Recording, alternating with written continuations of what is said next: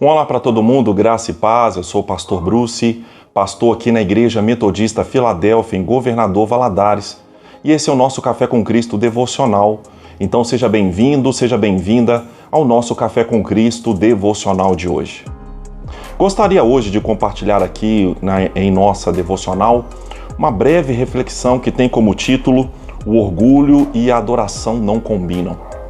Para falar sobre isso, eu gostaria aqui de ler um texto que se encontra no Evangelho de Mateus, no capítulo de número 8.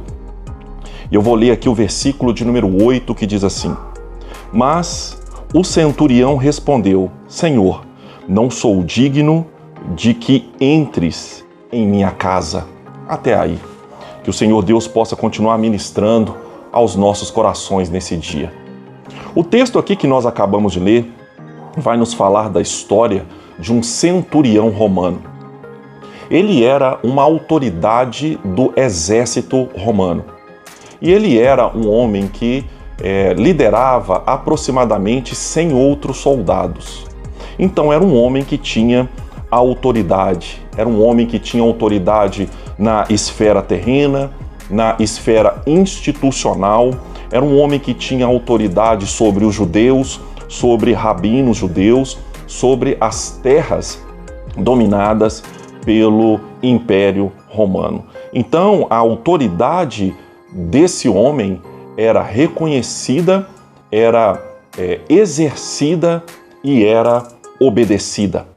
Mas esse homem aqui, ele vai se apresentar a Jesus entendendo que a sua autoridade não estava acima da autoridade de Jesus.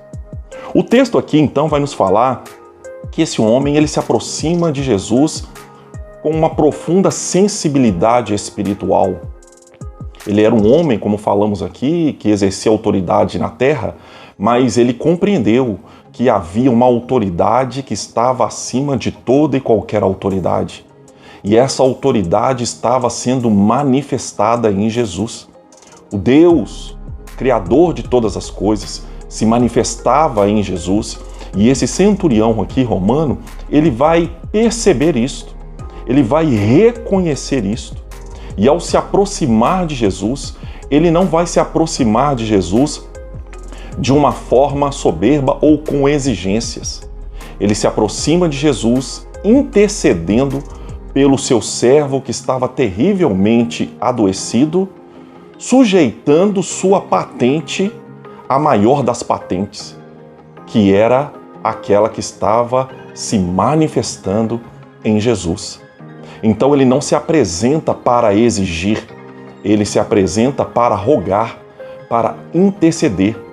E aqui a palavra, o texto aqui que nós vemos em Mateus, vai usar uma expressão forte para descrever a forma com que esse centurião se aproxima de Jesus. O texto aqui diz, no versículo de número 5, que o centurião se aproximou de Jesus implorando.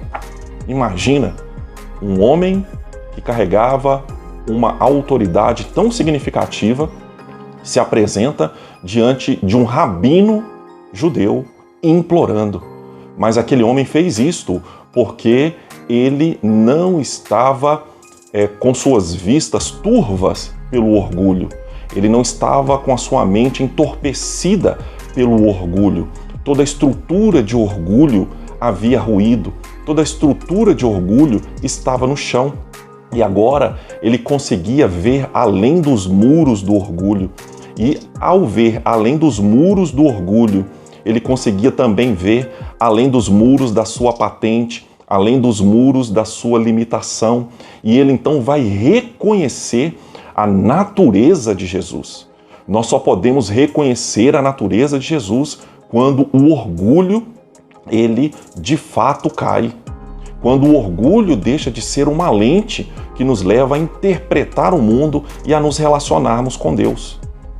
E aqui esse homem vai surpreender Jesus, ou vai levar a Jesus a um estado profundo de admiração, quando ele expressa, então, esta adoração. Então aqui ele vai expressar uma profunda adoração, uma adoração tão profunda e radical, que vai provocar em Jesus uma admiração também intensa. E como esse homem expressou essa adoração? No momento em que ele diz: eu não sou digno de recebê-lo debaixo do meu teto, eu não sou digno de recebê-lo em minha casa. O meu servo precisa de uma cura, ele está terrivelmente doente, eu sei que o Senhor pode curá-lo, o Senhor inclusive já declarou agora que o Senhor iria curá-lo, mas eu não sou digno de recebê-lo em minha casa. E o texto aqui diz que ele vai usar essa expressão, não sou digno. Aqui ele estava reconhecendo a sua insuficiência moral. Aqui ele estava reconhecendo a sua falta de mérito. Ele não havia nele mérito nenhum, inclusive espiritual. Ele reconhece aqui que a sua posição era inadequada para receber alguém tão nobre, uma autoridade tão ilustre, tão excelente que era Jesus. Então aqui ele vai dizer que a sua posição, embora sendo uma posição de honra entre os homens, ainda era inadequada para receber o Rei dos Reis. Então aqui ele se dobra diante de Jesus e adora dessa forma.